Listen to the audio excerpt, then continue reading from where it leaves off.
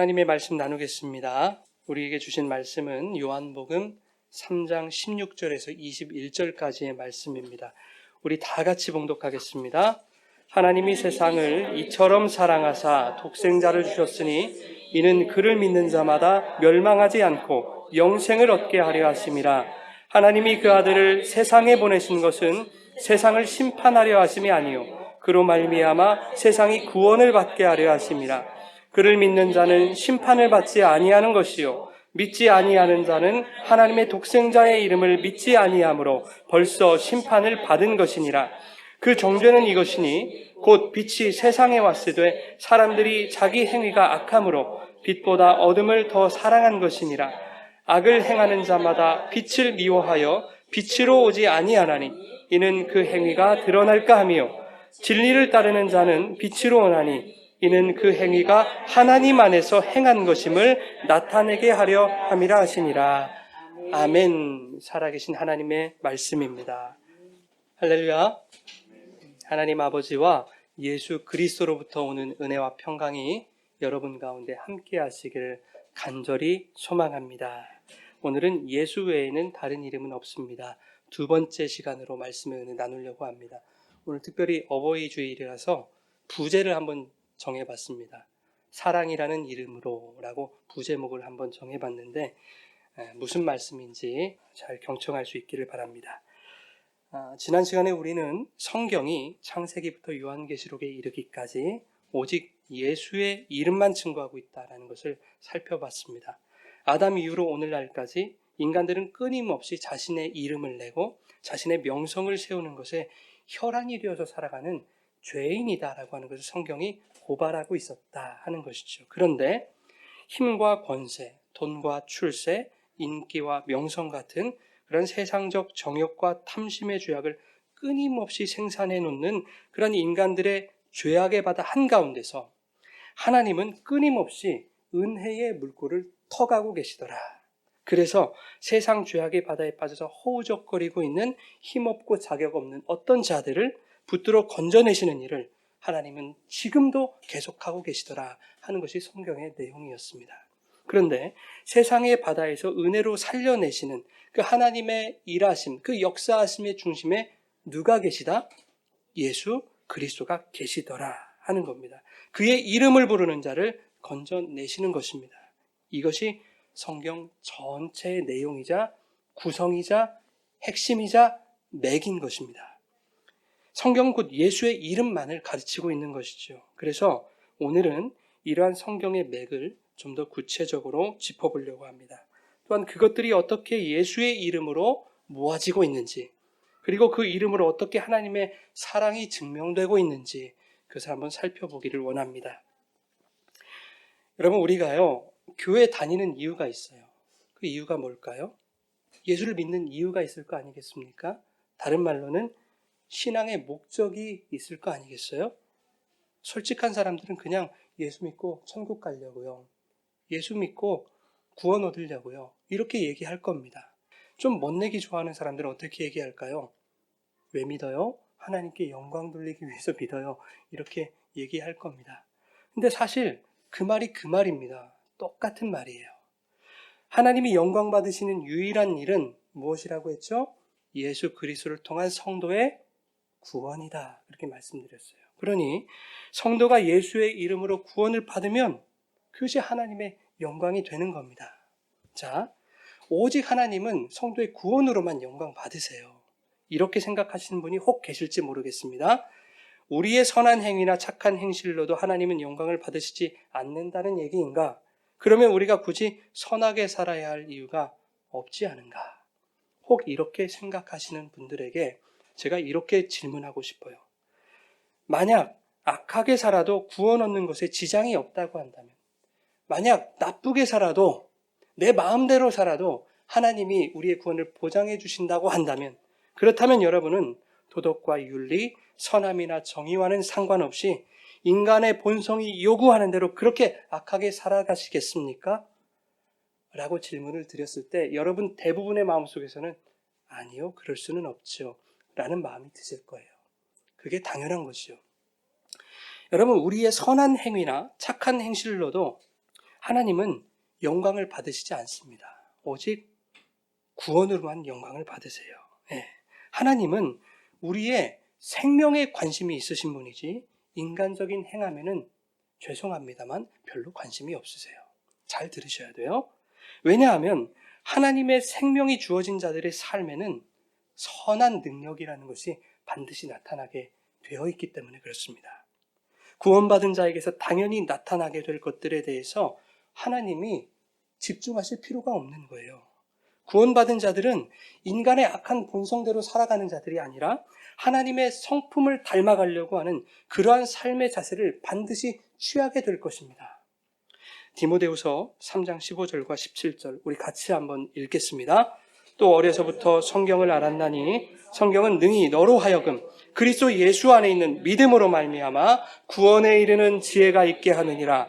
모든 성경은 하나님의 감동으로 된 것으로 교훈과 책망과 바르게 함과 의로 교육하기에 유익하니 이는 하나님의 사람으로 온전하게 하며 모든 선한 일을 행할 능력을 갖추게 하려 함이라. 아멘.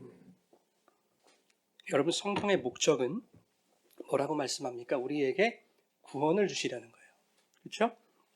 예수 안에 있는 믿음으로 말미암아 구원에 이르는 지혜가 성경에 있다. 이렇게 말씀하고 있죠. 하나님의 사람으로 온전하게 되는 구원을 입게 되면 어떤 일이 따라옵니까? 당연히 선한 일을 행할 능력이 갖추어지게 된다. 성경이 말씀하고 있는 거예요. 그러니 구원받아 생명 얻은 자들은 자기 마음대로 내 생각대로 막 살 수가 없는 거죠. 조금 귀찮고 손해가 오고 억울한 일이 생겨도 구원받은 하나님의 자녀들의 삶에는 선한 행위들이 끊임없이 일어나게 되어 있습니다.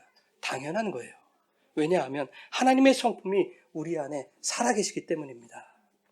자격 없는 자들 구원해 주셔서 하나님께 영광 돌리게 하신 것에 감사해서라도 우리는 더 착하고 더 선하고 더 의롭게 살아가기 위해서 힘쓰고 애써야 되는 그런 성도들인 거예요. 그것이 바로 성도가 이 땅을 살아가는 삶의 자세인 줄 믿습니다. 여러분, 야구에서 홈런 타자가 있어요. 관중은 그가 쏘아 올린 홈런에 집중합니다. 열광해요. 그의 타격 자세에 열광하지 않습니다. 그런데 중요한 것은 홈런 타자에게는 반드시 좋은 타격 자세가 있다는 거예요. 그러니 여러분의 신앙의 어떤 태도나 자세로 영광 돌릴 수 있다는 생각은 고이고이 접어서 주머니에 넣어두십시오. 여러분, 하나님은 여러분의 구원에 열광하시는 거예요. 우리가 구원받은 자라면 그들의 삶의 자세가 흐트러질 수가 없는 거예요. 조금 어긋났다. 아니지, 난 주님의 자녀지. 다시 돌아오는 겁니다. 여러분을 통해 쏘아 올리신 그 하나님의 구원에 여러분도 열광하시기 바랍니다. 그 구원에 감격하시고 그 구원을 기뻐하십시오. 그러면 그것이 하나님의 영광이 되는 줄 믿습니다. 한일전 축구를 하는데요. 상대방 골키퍼가, 일본 골키퍼가 태만한 거예요. 골을 봐야 됐는데 지금 목이 말라서 물병을 줍다가 골을 먹은 겁니다. 한국 공격수가 세러머니를 하는데 무릎을 딱 꿇더니 기도를 막 하는 거예요. 주님의 영광 돌리는 겁니다. 자, 그러면 여러분, 하나님이 영광을 받으실까? 자, 알고 봤더니요, 상대방 골키퍼가 아주 독실한 그리스도인이에요. 아버지도 목사, 할아버지도 목사예요.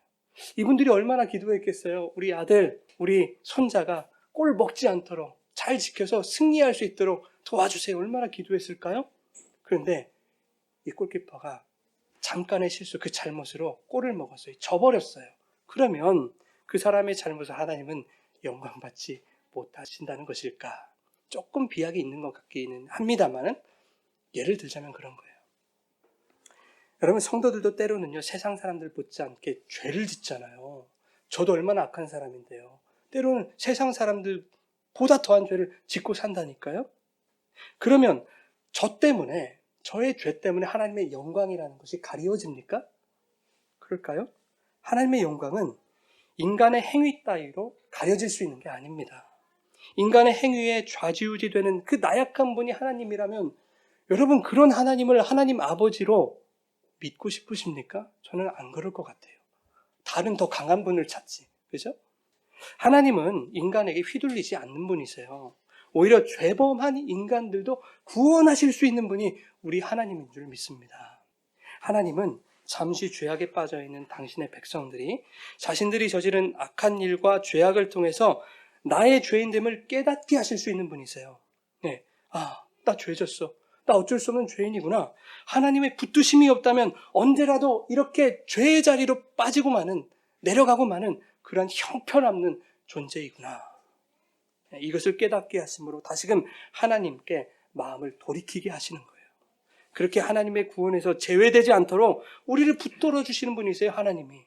우리의 죄와 악함을 통해서도 하나님은 선하게 행하신다 그 말입니다. 그것을 죄의 선용이다 그렇게 얘기합니다. 여러분, 요셉의 이야기를 잘 아시죠? 요셉이 형들에게 팔렸어요. 그래가지고 먼 나라에 가서 고통을 받습니다. 힘들고 어려운 생활을 보내는데 창세기 50장에 형들에게 요셉이 이렇게 얘기합니다. 우리 같이 읽어볼까요? 50장 20절. 당신들은 나를 해하려 하였으나 하나님은 그것을 선으로 바꾸사 오늘과 같이 많은 백성의 생명을 구원하게 하시려 하셨네. 아멘. 하나님은 인간의 악한 죄를 선용하셔서 백성을 구원하시는 분이십니다. 여러분, 탕자 얘기를 한번 해볼까요? 탕자, 둘째 아들 얘기를 한번 해보죠. 둘째 아들이 아버지의 재산에서 자신의 몫을 받아가지고 먼 나라로 튑니다. 사실 여기서부터가 말이 안 되는 거거든요. 왜냐하면 당시 유대 문화에서는 아버지가 돌아가시기 전에 유산 나눠주는 일, 그건 있을 수가 없는 일이에요. 아버지에게 아버지, 내 유산 미리 정산해 주세요. 이렇게 말한다는 것은 아버지 지금 당장 돌아가세요. 죽으세요. 하는 것과 똑같은 얘기이기 때문입니다. 성경의 율법에서는 이러한 자식에게 돌을 던져서 죽여도 된다라고 말씀하고 있어요. 그러니까 돌 맞아 죽을 죄를 아들이 진 겁니다. 그런데 그 말도 안 되는 일을 아버지가 허용하고 있다는 사실을 아십니까, 여러분? 그것을 정산해 주신 분이 아버지라는 거예요, 여러분. 아들은 그거 가지고 신나게 허랑방탕에 살다가 결국 고생하다가 아버지 품으로 돌아오게 됩니다. 자, 마을 사람들에게 발각당하면 어떻게 될까요, 이제? 그 아들은 어떤 아들이에요? 율법이 명기하기를 돌을 던져서 죽여도 상관없는 아들이에요. 그래서 아버지가 이제 나올까 저제 나올까 먼 발치에서 지켜서고 있는 거예요. 마을 어귀에 아들이 보이자 어떻게 합니까? 보선발로 뛰어가는 거예요. 그리고 그를 안아줍니다. 왜요? 그 돌 내가 맞을게 라고 하는 거예요. 둘째 아들이 죄를 지었어요, 여러분. 분명히 죄를 지었어요.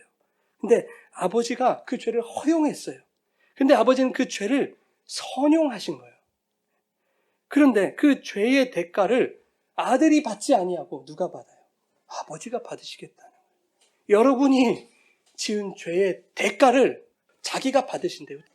탕자의 이야기는 아버지의 은혜가 아들의 죄를 품어주는 이야기입니다, 여러분. 이렇게 하나님은 인간의 죄를 선용하셔서 하나님의 자녀들을 당신의 은혜의 품으로 품어주시는 분인 거예요. 그렇게 당신의 자녀가 죄로부터 돌아오게 되면 그것을 하나님의 영광이다, 그렇게 말씀하는 겁니다. 마태복음 5장 16절 우리 같이 한번 읽겠습니다. 너희 착한 행실을 보고 하늘에 계신 너희 아버지께 영광을 돌리게 하라. 아멘. 지금까지 제가 말씀드린 것은 인간의 행실로 하나님께 영광 돌릴 수 없다 말씀드렸는데, 방금 읽은 마태복음의 말씀에서는 착한 행실을 보고 하늘에 계신 아버지께 영광을 돌리게 하라 그런단 말이죠. 이게 무슨 말이냔 말이죠. 그러니까 제가 지금까지 드렸던 말씀과 너무 다르죠. 여러분 한번 생각해 보세요. 여러분 주변에 믿지 않는 분들이 많이 계시죠. 그런데 가끔 가다가 가뭄에 콩나듯이 우리도 착한 일이라는 걸 하지 않습니까? 그랬을 때 우리의 착한 행실을 보고 주변의 불신자들이 하나님께 영광을 돌립니까? 그런 거 보셨어요? 그렇지 않아요. 그러니까 이 말씀은 착한 행실이라는 것이 우리가 생각하는 그 착한 행실이 아니구나라고 하는 것을 여기서 발견하셔야 되는 거예요. 나중에 여러분들이 알게 되실 겁니다. 여러분, 우리가 착한 행실을 행하면 사람들은 이렇게 얘기해요. 그래, 저 사람 좀 착하네, 선하다. 그리고 끝이에요. 야, 저 사람은 교회도 다니는데도 불구하고 착하네 라는 얘기를 들으면 참 곤란하겠죠? 여러분 고린도후서 1장 20절 우리 같이 한번 읽어보겠습니다. 하나님의 약속은 얼마든지 그런즉 그로 말미암아 우리가 아멘하여 하나님께 영광을 돌리게 되느니라. 아멘. 여러분, 우리가 예수로 말미암아 아멘하게 되는 일이 뭔가요?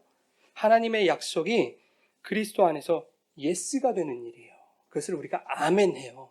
자, 하나님의 약속은 뭐죠? 우리에게 주신 약속. 그것은 구원이죠. 그 구원이 예수 안에서만 예스가 된다라고 하시는 말씀입니다. 그래서 그 구원이 예수 안에서만 예스가 돼라고 했을 때 우리는 아멘 그렇게 하면 그것이 구원이다. 그러면 그 구원으로 하나님께 영광을 돌리는 것이다. 이렇게 성경이 말씀하고 있습니다. 자, 그런가 하면 고린도후서 4장 14절 15절 같이 한번 읽겠습니다. 이가 예수와 함께 우리도 다시 살리사 함께 그 앞에 서게 하실 줄을 아노라. 이는 모든 것이 너희를 위함이니 많은 사람의 감사로 말미암아 은혜가 더하여 넘쳐서 하나님께 영광을 돌리게 하려 함이라. 아멘. 자, 오늘 지금 방금 읽은 말씀의 상황을 보니까요, 어떤 일로 인해서 감사라는 게 지금 일어났어요. 감사. 자, 감사한 일로 말미암아서 은혜가 막 넘쳐나요. 그러니까 그게 하나님께 영광이래요. 그런데 그 감사를 촉발시킨 사건이 있었어요. 그 사건이 뭔가 보니까 14절에 뭐라고 나와요? 예수와 함께 다시 살리신 구원의 사건이다. 이렇게 말하고 있어요. 그러니까 다시 말하면 하나님의 영광이라고 하는 것은 구원과 연관이 되어 있다라고 하는 것을 말씀이 설명하고 있는 거예요. 지난주에 우리가 나눈 말씀이지만 하나만 더 살펴보겠습니다. 빌립보서 2장 11절 말씀 함께 읽겠습니다. 주라 시인하여 하나님 아버지께 영광을 돌리게 하셨느니라. 주로 시인하여 영광 돌리게 하셨대요. 로마서 10장 10절에도 사람이 마음으로 믿어 의에 이르고 입으로 시인하여 구원에 이른다. 예수를 주라 시인하여 구원에 이르면 그게 하나님의 영광이라는 얘기입니다. 성경이요, 이렇게 일관적이라고요. 동일한 얘기, 하나의 얘기만 하고 있어요. 여러분, 우리가 교회 다니는 목적은 예수 믿고 구원받는 거 맞습니다. 구원받아 하나님께 영광 돌리는 게 맞습니다. 그런데 우리는 이렇게 잘 알고 있고요, 물어보면 대답도 잘해요. 그런데 왜 교회들에서 가르치는 것은 그것과 다른 것 같습니까? 왜 성도들의 예수 믿는 목적은 그것과 다른 것처럼 느껴지는 거죠? 왜 그렇습니까? 오늘날 수많은 교회들이 예수의 생명을 추구하도록 가르치는 것이 아니라 세상적인 행복, 승승장구하는 내 가정을 만드는 그런 방법을 가르치는 것 같아요. 그것을 위해서 너희들의 착한 행실이 필요하다라고 말하는 것 같아요. 착한 행실이라는 것을 교회 봉사하고 헌금하고 하는 것으로 그렇게 대입시켜서 말이죠. 성도들도요, 목사의 설교에서 예수의 이름보다는 그 예수를 통해 세상적인 가치들, 돈이나 명예, 나의 소원이나 나의 건강, 자녀의 합격, 이런 것들에 집중하고 있다니까요, 성도들이. 마치 교회가 예수의 이름을 불러가며 세상적인 기쁨을 얻어내고 하나님의 뜻을 이루기보다 예수의 이름을 불러가며 나의 소원을 성취하려는 집단이 되어가고 있단 말입니다. 얼마나 슬픈 현실이에요. 그럴 거면 여러분 교회 다닐 이유가 없는 거예요. 왜냐하면 세상 모든 종교가 그와 같기 때문이에요. 내가 믿는 신을 불러가면서 내가 바라는 세상의 그런 내가 축복이라고 생각하는 것들을 원하는 건 그것이 세상 모든 종교들의 공통점입니다. 그러면 우리가 새벽에 나와, 수요일에 나와, 금요일에 나와, 설에 나와, 주일 예배 나와, 오후 예배 드려? 왜 이렇게 힘들게 교회를 다니냐고. 그럴 필요가 없는 거예요. 1년에 한 서너 번, 너댓 번 절에 가서 기와장 하나 올리고 시주 한번 하고 하면 되는 거 아니겠습니까? 여러분, 예수를 도깨비 방망이로 만들어버리고 있는 것입니다. 이 교회들이, 목사들이, 성도들이. 그건 예수가 아니라 우상이잖아요. 금송아지들이에요. 아니, 내가 주인 삼은 모든 것 내려놓고 내 주 되신 주님 앞에 나간다. 이렇게 찬양을 하면서도 왜 그렇게 교회만 오면 도깨비 방망이를 휘둘러대는지 모르겠어요. 어떻게 하면 도깨비 방망이를 잘 휘두를 수 있는지 왜 그런 거 가르쳐주니 모르겠단 말입니다. 이 교회에서. 답답한 노릇이죠. 여러분, 오늘 이 시간에 여러분이 교회 다니시는 목적, 예수를 믿는 이유 제대로 잘 정립하시길 바라요. 다른 것 없습니다. 말씀을 통해서 예수를 알고 그분을 만나서 구원에 이르는 거예요. 그래서 오직 그 구원으로 하나님께 영광 돌리는 것입니다. 이것이 여러분의 신앙의 목적, 신앙의 이유가 되시길 바랍니다. 요한복음 5장 39절과 40절 세번역 성경으로 함께 읽겠습니다. 연구하는 것은 영원한 생명이 그 안에 있다고 생각하기 때문이다. 성경은 나에 대하여 증언하고 있다. 그런데 너희는 생명으로 들어 나에게 오려고 하지 않는다. 여러분, 이 성경 안에 예수님이 뭐가 있다고 말씀하세요? 영생이 있대요, 영생이. 그리고 그 성경은 곧 나 예수에 대한 증언이다라고 예수님이 직접 말씀하세요. 그런데 왜 너희들은 그 영생을 얻으려고 나에게 나오지를 않니? 라고 지적하고 있는 것입니다. 누가복음 24장 27절에도 이렇게 되어 있습니다. 함께 읽겠습니다. 이에 모세와 모든 선지자의 글로 시작하여 모든 성경에 쓴 바 자기에 관한 것을 자세히 설명하십니다. 아멘. 이게 엠마오로 가는 도상에서 제자들과 예수님이 이렇게 만나잖아요. 그때 예수님과의 상황인데 제자들은 예수님의 시체가 사라졌다고 생각하잖아요. 그때 예수님이 자신에 대해서 가르치시면서 이렇게 말씀하시는 거예요. 모세와 선지자의 글로 시작해서 모든 성경에 쓴 바 그것은 다 나에 대한 설명이다. 여러분, 모세와 선지자의 글은 뭡니까? 구약 성경이겠죠? 구약 성경의 모든 율법들을 말하는 거예요. 그 구약의 모든 성경 율법들도 다 예수 자신에 대해서 기록하고 있다라고 지금 예수님이 직접 설명하고 계시는 거예요. 성경은 이렇게 예수의 이야기만 기록되어 있습니다. 예수의 이름 속에 무엇이 있다? 영생이 있다라는 것을 알게 하시려는 것이 성경의 목적이에요. 그래서 요한복음 17장 3절에 이렇게 얘기합니다. 같이 읽겠습니다. 영생은 곧 유일하신 참 하나님과 그가 보내신 자 예수 그리스도를 아는 것이다 그래요. 예수 그리스도를 아는 것이에요, 영생은. 그래서 성경을 통해 예수를 알려주시기 원하는 거예요, 여러분. 사도행전 마지막 장 마지막 절에 사도행전 저자 누가가 바울의 일생을 회고하면서 이렇게 말합니다. 바울이 이렇게 살았다는 거예요. 하나님의 나라를 전파하며 주 예수 그리스도에 관한 모든 것을 담대하게 거침없이 가르치더라. 여러분, 저 목사잖아요. 이 강단에서요, 제가 해야 되는 일 무엇입니까? 주 예수 그리스도에 관한 모든 것을 담대하게 거침없이 가르치는 사람이에요. 저는 예수만 얘기할 거예요. 성경이 목적하신 대로 그 예수의 영생이 무엇이고 그 영생이 우리에게 주시는 기쁨이 무엇인지 그것만 가르칠 거예요. 매주 동일한 얘기만 할 겁니다. 예수에 대한 이야기.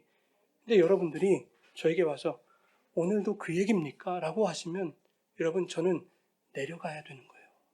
여러분, 혹여라도 제가 이 강단에서 예수 이야기 이외에 다른 이야기를 하게 된다면 그때 여러분들이 눈에 불을 켜고 찾아오셔야 되는 거예요. 목사님, 요즘에 좀 서운하려고 합니다. 좀 도대체 뭡니까? 우리를 물러보십니까?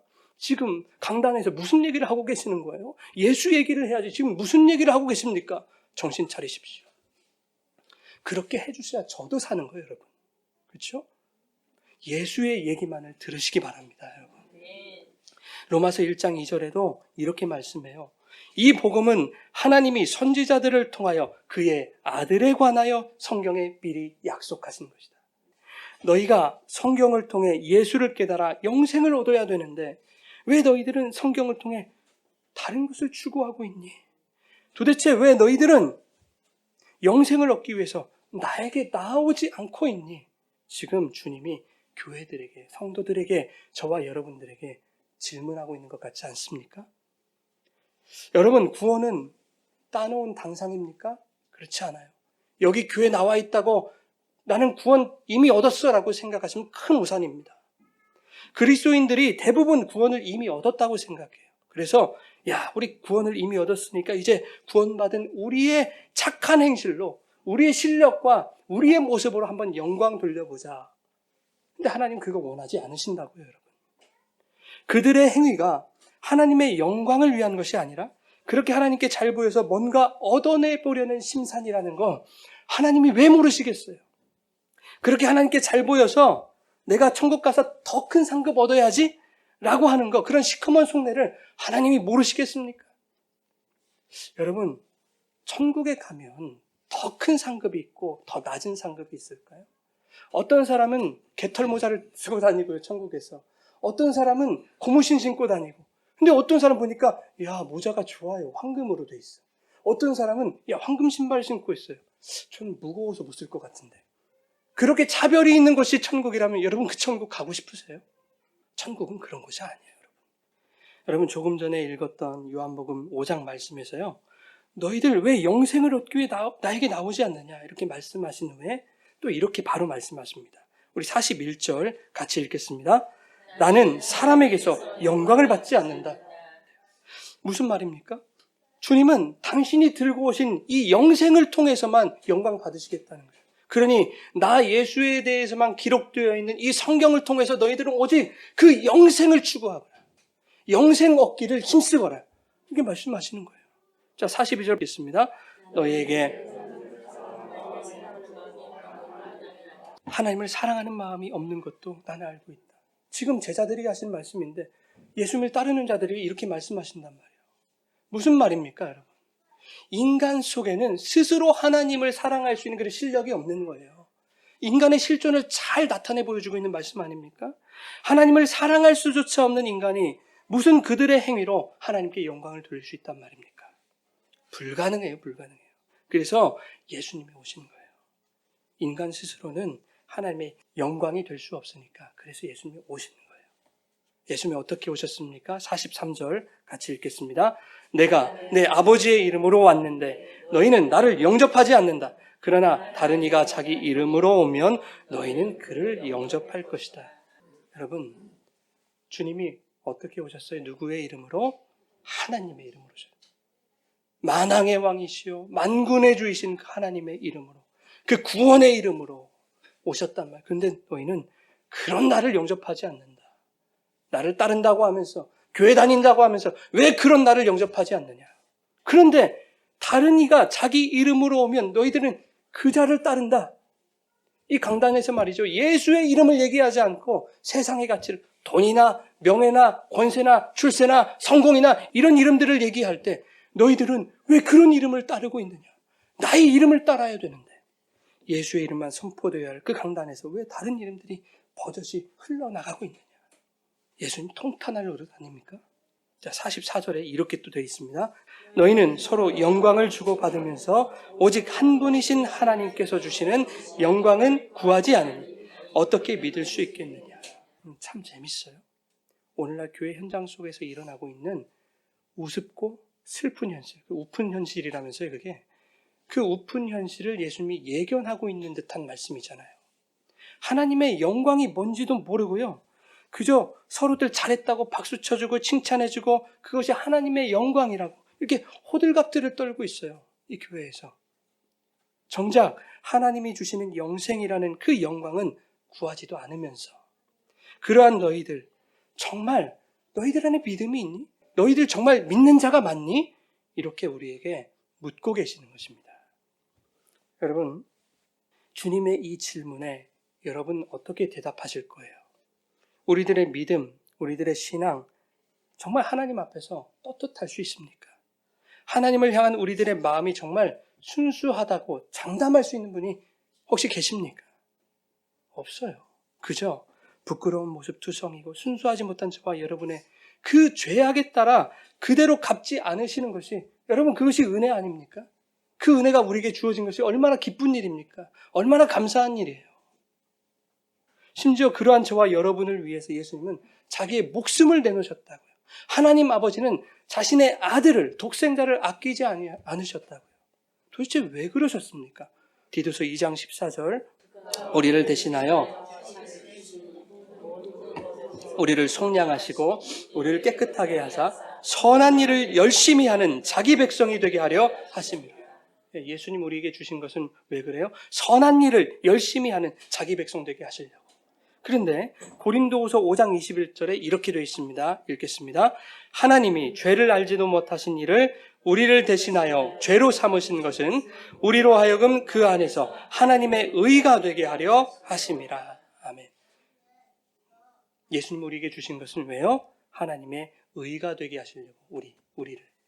자, 그러면 이 두 말씀을 종합해서 미루어 볼 때 선한 일을 열심히 하는 자가 된다는 것이 곧 하나님의 의가 된다는 것이다 라는 뜻 맞습니까?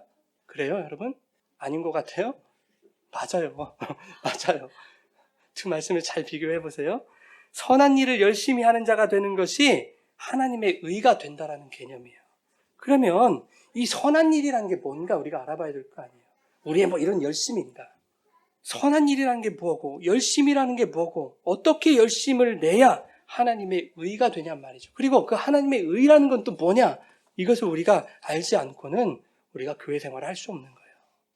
자, 우선 열심이라는 게 뭔지 알아야 됩니다.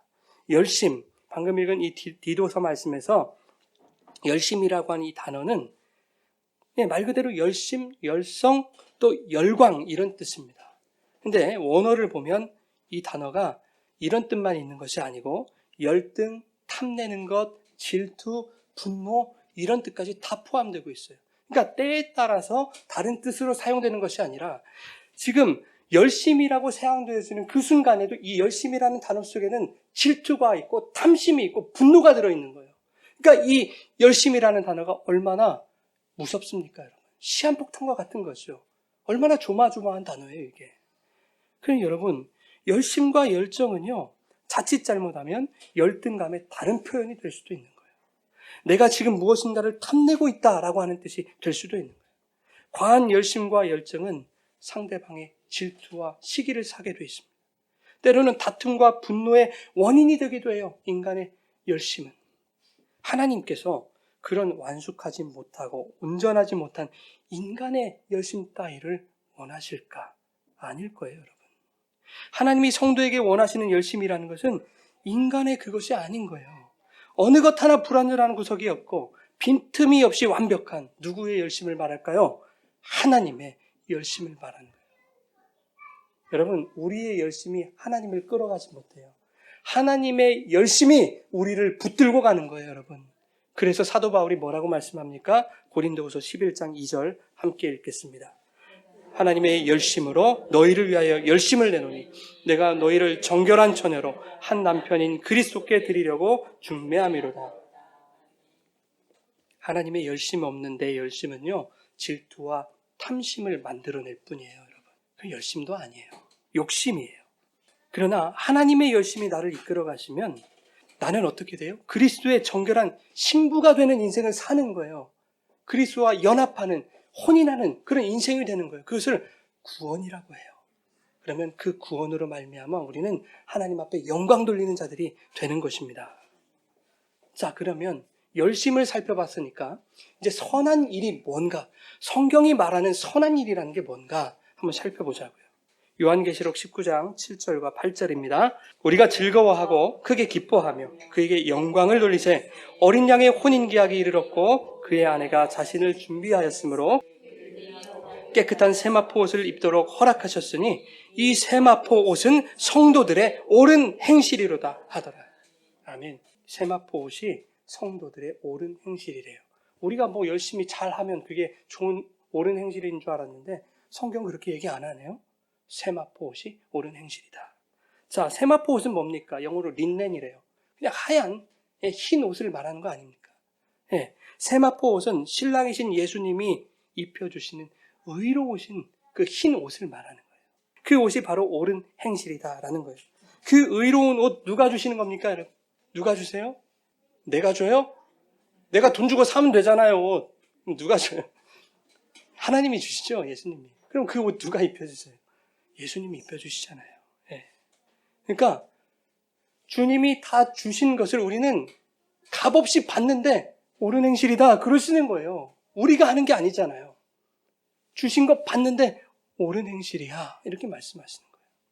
옳은 행실이라는 말은 영어로 그냥 righteousness of saints라고 해요. 무슨 말입니까? 어떤 성스러운 그런 의로움을 말하는 거 아니겠습니까? 그래서 이 옳은 행실이라는 것은 어떤 인간의 어떤 나이스한 모습이 아닙니다. 나이스한 어떤 액션이나 행위나 그런 것들을 말하는 게 아니에요. 이 옳은 행실이라는 말을 헬라어 원어로 보면 이렇게 표현되어 있습니다. 디카이오스네 하기오스. 디카이오스네 하기오스. 이 두 단어로 옳은 행실이다 그렇게 기록하고 있거든요. 자, 디카이오스네는 의라는 뜻이에요. 어떤 의일까요? 인간이 흉내낼 수 없는 하나님의 의. 인간에게는 의라는 게 없어요. 인간에게는 죄라는 것만 있어요, 여러분. 근데 그 의는 하나님의 의를 말하는 거예요. 자, 그런가 하면 하기오스는 거룩을 나타내는 말입니다. 그냥 거룩을 우리가 막 흉내내고 막 따라하고 그런 수준이 아니라 가장 성스러운 거룩을 말하는 거예요. 하나님의 거룩. 자, 그러면 성도들의 옳은 행실이 뭐라는 겁니까? 디카이오스네 하기오스, 가장 거룩하고 성스러운 하나님의 의. 그게 성도들의 옳은 행실이래요. 그래서 신랑이 가지고 오시는 그의 의의 옷이 성도의 옳은 행실이에요, 여러분. 그 옷을 우리는 받아 입었잖아요. 돈 주고 샀습니까? 아니잖아요. 거저 얻었잖아요. 받았는데 아이고 잘했네, 선하다, 의롭다 해주시는 거예요, 여러분. 이게 은혜 아니에요, 여러분? 유대 혼인 문화를 보면요, 신랑 신부가 결혼을 하는데 결혼을 아버지들이 결정을 해버려요. 일방적으로 결정을 해버려요. 얼굴도 못 봅니다. 결혼식도 밤에 해요, 대부분. 그래서 이게 잘 보이지도 않아요. 근데 결혼식 전에 신랑은 신부에게 우리가 뭐 한 보내듯이 증폐물들을 이렇게 보냅니다. 그 편에 신부가 결혼식에 입어야 할 예복을 보내는 거예요.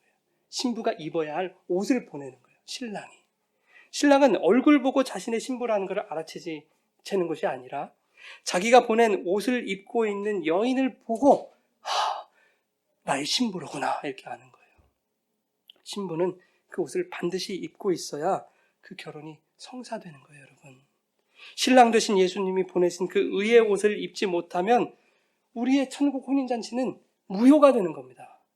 그 의의 옷이 뭐라고요, 여러분? 하나님의 의.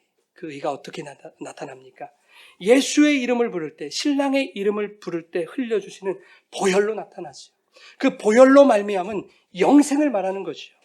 그 영생의 의로운 옷을 여러분 모두 다 입으시는 저와 여러분 되길 바랍니다. 자, 그렇게 이제 혼인잔치가 이루어졌어요. 그러면 신부인 우리들은 신랑인 예수와 어떻게 돼요? 하나가 돼요. 한 몸이 돼요. 그런데 이 혼인잔치는 장차 도래할 천국에서의 혼인잔치만을 말하는 게 아니에요. 이 땅에서의 혼인잔치이기도 합니다. 이 땅에서 그 주님과 혼인잔치를 벌여야 돼요. 어떻게 해요? 십자가에서 그 혼인이 이루어져야 하는 거예요. 자, 갈라디아서 2장 20절 이렇게 말씀하고 있습니다. 내가 그리스도와 함께 십자가에 못 박혔나니 그런즉 이제는 내가 사는 것이 아니요 오직 내 안에 그리스도께서 사시는 것이라. 이제 내가 육체 가운데 사는 것은 나를 사랑하사 나를 위하여 자기 자신을 버리신 하나님의 아들 믿는 믿음 안에서 사는 것이라. 아멘. 예수 십자가 사건이 나에게 믿음으로 다가오면 그게 혼인잔치입니다, 여러분. 혼인은 그리스도와 함께 십자가에 못 박히는 거예요. 그렇게 십자가에서 신랑과 혼인하면 그와 하나가 됩니다. 신랑과 하나가 되면 나는 없고 내 안에 누가 살게 된대요? 그리스도, 신랑이신 예수만 살게 된대요. 나는 없어요. 예수만 살게 된대요. 그러면 나는 내가 아니고 내 안에 사는 신랑이 되겠네요. 그죠? 그럼 내 이름이 어떻게 돼요? 내 이름은 내가 아니고 예수가 되는 거예요. 여러분 다 예수가 된 자들입니다. 믿으세요? 이단 같으세요? 나는 하나님이다. 그런 거 말고요. 여러분 우리가 다 예수들인 거예요. 여러분 우리의 신앙의 목표는요, 예수 믿고 구원받는 것이지만 우리에게 대한 하나님의 목표가 있어요. 저와 여러분을 다 예수 만드는 거예요. 다 예수 만드는 거예요. 하나님이 우리를 예수로 보지 않으면 우리는 다 죽을 수밖에 없어요. 여러분 6월절 어린 양의 피를 한번 생각해 보세요. 문설주와 문인방에 양의 피를 발라요. 하나님의 진노가 인간을 보면 히브리인이든지 애굽인들이 다 죽음 당하는 거예요. 근데 무엇을 보고? 발려진 피를 보고 진노가 넘어가는 거예요. 지나가는 거예요. 하나님이 저와 여러분을 예수를 통하지 않고 그대로 보시면 우리는 죽는 거예요. 아니요, 하나님 믿어요. 교회 잘 다니잖아요. 아니요, 예수가 없구나. 죽는 거예요, 여러분. 예수의 보혈이 왜 필요해요? 그의 보혈이 흘려져서 우리에게 흥건히 적셔져야 되는 거예요. 그래야 하나님이 우리를 보실 때 나 김영빈을 보는 게 아니라 나에게 발려져 있는 보배 피를 보시는 거예요. 예수를 보시는 거예요. 그래서 하나님의 진노가 지나가는 겁니다. 우리를 살리시겠다는 하나님의 의지는 뭐냐면요, 우리 모두를 당신의 아들들로 만드시겠다는 거예요, 여러분. 하나님의 아들은 독생자 예수 그리스도 한 분밖에 없어요. 그런데 독생자 예수를 우리에게 주시고 그 대신 우리를 무엇으로 삼아주시겠다? 양자 삼아주시겠다 그래요. 아들들로 삼아주시겠다 그런단 말이죠. 에베소서 1장 5절에 그 기쁘신 뜻대로 우리를 예정하사 예수 그리스도를 말미암아 자기의 아들들이 되게 하셨다 그래요. 그러면 하나님의 아들들이 된 우리의 이름이 뭐예요? 김용빈이에요? 예수라니까요. 우리의 이름은 예수예요. 마스크를 벗으셔야 되나? 대답 안 하시니까. 우리의 이름은 예수예요, 여러분. 자, 우리를 예수로 삼아주셨던 이 사실이 여러분 감격스럽지 않으세요? 우리 같은 죄인들을 아니 예수로 삼아준다니요. 그래서 에베소서 4장 13절에 이렇게 말씀하는 거예요. 우리가 다 하나님의 아들을 믿는 것과 아는 일에 하나가 되어 온전한 사람을 이루어 그리스도의 장성한 분량에 충만한 데까지 이르리니. 그리스도의 장성한 분량이 충만한 데까지 이르면 그게 누구예요? 예수예요, 예수. 베드로서 1장 4절 이렇게 얘기합니다. 신의 성품에 참여하는 자가 되게 하셨다. 그래요. 우리를. 신의 성품은 하나님, 성삼위 하나님의 성품이잖아요. 그 하나님의 성품에 죄된 인간이 어떻게 참여를 한단 말입니까? 근데 참여시키시겠다는 거예요. 어떻게 해요? 아들 예수와 혼인해서 그와 하나가 되게 하심으로. 그래서 예수가 되게 하심으로 참여시키시겠다는 거예요. 여러분, 우리들의 모습은 지금 다 부족해요. 불완전해요. 완벽하지 않습니다. 그러나 그 구원이 완성될 그날에는 여러분 모두가 완벽한 예수들이 되어 있을 거예요. 여러분, 삼위일체라는 단어가 성경에 나와 있습니까? 그렇지 않아요. 성경을 보니까 하나님과 예수님과 성령이 한 분이시구나 우리를 아는 거죠. 그래서 삼위일체라는 단어가 만들어졌죠. 근데 천국 가면 어떻게 되는 줄 아세요? 이 단어로 보지 마시고요. 사위일체가 되는 거예요, 여러분. 쉽게 말하면. 그 하나님의 연합 속으로 우리를 완벽하게 이끌어 주시는 거예요. 네가 나고 내가 너고 네 안에 내가 있고 내가 내 안에 네가 있고. 성경이 그렇게 말씀하시잖아요. 아버지 안에 아들이 있고 아들 안에 너가 있고. 그 온전한 예수들이 되실 거예요. 그것을 기대하고 소망하는 거예요. 여러분, 우리는. 오늘 본문에 하나님이 세상을 이처럼 사랑하신다. 그래서 독생자 주신 거예요. 이처럼 사랑하셨어요. 독생자를 주신 그 사랑이 얼마나 크던지 표현할 방법이 없네요. 그래서 이처럼이라는 감탄사를 사용하신 거예요. 뭐가 사랑스러우셔서, 뭐가 예쁜 구석이 있어서 우리들을 이처럼 사랑하신다는 말일까? 여러분, 그 사랑이 이해가 되세요? 아들을 죽이는 그 사랑이요, 이해가 되십니까? 저는 이해가 안 돼요.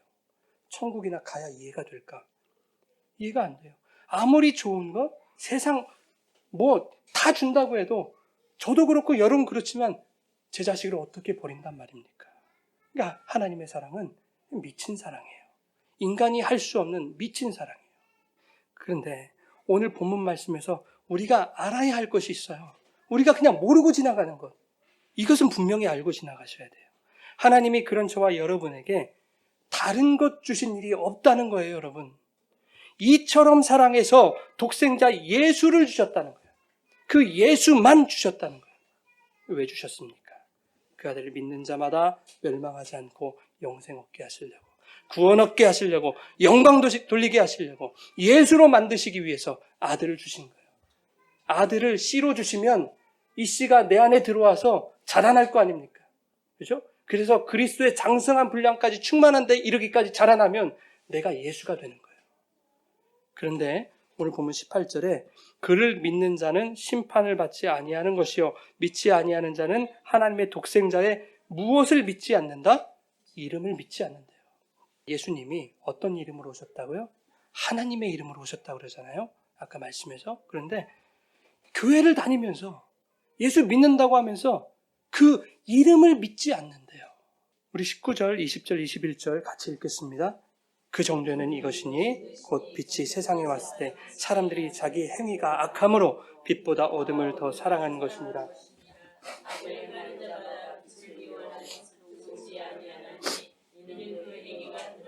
하며 진리를 따르는 자는 빛으로 오나니 이는 그 행위가 하나님 안에서 행한 것임을 나타내려. 아멘.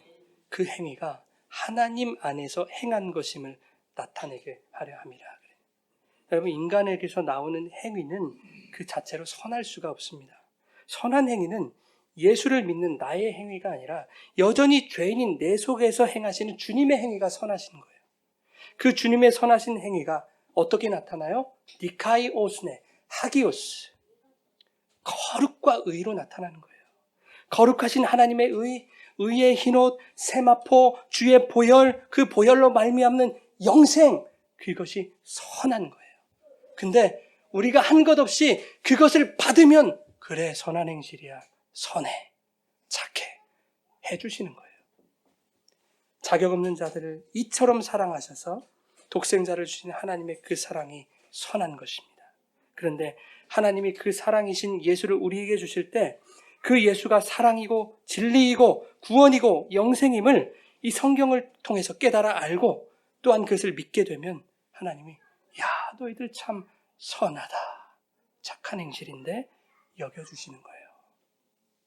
너희가 영생을 얻기 위해서 나에게 와서 내가 준비한 의의 옷을 입으면, 그래서 너희가 너희들의 이름으로 살아가지 아니하고 예수가 되어 예수의 이름으로 살아가게 되면 그것을 선한 행위, 착한 행실로 보시겠다는 얘기예요. 뭐 좀 잘했다고 그게 착한 행실이 아니라, 그렇다고 그렇게 착하게 살지 말라는 얘기도 아닙니다. 오해하시면 안 돼요. 여러분, 성경은 이렇게 오직 예수만 말씀합니다. 예수만 증거해요. 왜요? 하나님이 저와 여러분을 이처럼 사랑하신다는 것을 가르치시기 위해서입니다. 그래서 독생자 예수의 이름을 우리에게 주셨을 뿐만 아니라 우리 또한 그 예수라는 이름으로 살아가게 하시기 위해서입니다. 얼마 전에 영상을 보게 됐는데요. 엄마 아빠들이 이름도 없이 빛도 없이 그렇게 자신의 이름을 거의 포기하고 엄마라는 이름으로, 아빠라는 이름으로 이렇게 살아오셨잖아요. 그래서 자녀들이 전화를 해서 엄마의 이름을, 아빠의 이름을 불러주는 그런 프로젝트인 거예요. 자, 근데 엄마 아빠들이 공통적으로 하시는 말씀들이 있었어요. 자신의 이름도 없이 그냥 엄마라는 이름으로 사는 것이 때로는 힘들 때도 있었지만 그래도 너무 행복했다는 거예요. 여러분. 아빠들은 뭐라고 얘기하냐면 하나같이 이렇게 얘기해요. 더 해주지 못해서 미안하다는 거예요. 사랑한 만큼 그 미안한 감정이 더 컸던 거예요. 그죠? 자, 어떤 딸이요, 계속 엄마의 이름을 불러주니까요, 엄마가 이렇게 얘기해요. 울면서 싫어, 내 이름 부르지 마, 난 엄마가 좋아, 엄마라고 불러줘. 그러는 거예요. 엄마라고 불러달래요. 엄마라는 이름이 좋다는 거예요. 여러분 이 세상을 살아가시면서 어떤 이름으로 불려지기를 원하세요? 부자 아무개, 착한 아무개, 믿음 좋은 아무개, 잘생긴 아무개, 능력 있는 아무개, 이렇게 불리기를 원하십니까? 아닙니다, 여러분. 우리는 작은 예수라는 이름으로 불려질 때 가장 행복한 사람들이에요. 어떠한 나라고 불려지는 것을, 여러분 그것을 거절하십시오. 과감하게. 아니야, 나는 김영빈 아니고 그런 내가 아니고 나는 예수야. 작은 예수야. 내 안에 예수가 있어. 예수의 이름으로 불려지고 예수의 이름을 나타내며 살아가시는 그런 저와 여러분 되기를 간절히 바랍니다. 여러분, 영상을 보면은요, 나중에 한번 보세요. 찾아서. 자녀들이 막 울어요. 왜 우는가 봤더니 엄마 아빠의 이름을 떠올리니까 그분들이 얼마나 희생하고 사셨는지, 얼마나 포기하고 사셨는지, 그들의 인생이 얼마나 고달팠을까, 이것이 막 느껴지는 거예요. 평소에는 느끼지 못했던 엄마의 무게, 아빠의 무게, 그 무게가 사랑이구나, 그 고통도 사랑이구나 느끼는 거예요. 펑펑 옵니다. 여러분, 하나님을 생각해 보세요. 하나님의 이름은 사랑이에요. 이는 하나님은 사랑이십니다. 그래요. 사랑은 되게 어감이 좋은 단어예요. 호감 있는 단어고 긍정적인 단어예요. 그런데 여러분, 그 사랑이라는 하나님의 이름을 떠오를 때 여러분 어떤 마음이 드세요? 아들을 내어주신 그 하나님 아버지의 고통이 떠오르십니까? 십자가에 달린 아들을 외면하셨던 그 하나님의 아픔이 느껴지세요? 그 고통과 아픔과 인내, 그것이 하나님의 사랑으로 느껴지십니까? 여러분, 하나님의 사랑을 생각할 때, 그 사랑이라는 이름을 떠올릴 때 우리 때문에 고난당하신, 고통당하신 그 하나님을 기억해드리기 바랍니다. 그리고 펑펑 눈물을 흘려야 돼요. 감사하다고, 고맙다고. 그럴 수 있는 저와 여러분 되기를 바랍니다. 아들의 피와 바꾼 그 우리의 구원이 기쁘다고 행복하다고 말씀하신 하나님, 참 부모의 사랑을 완벽하게 수행하신 그 하나님 아버지의 사랑에 감사하고 감격하는 그런 어버이 주일, 또한 저와 여러분의 정말 복된 인생 되기를 주님의 이름으로 축원합니다. 우리 오늘 주신 말씀을 생각하며 이렇게 기도하겠습니다.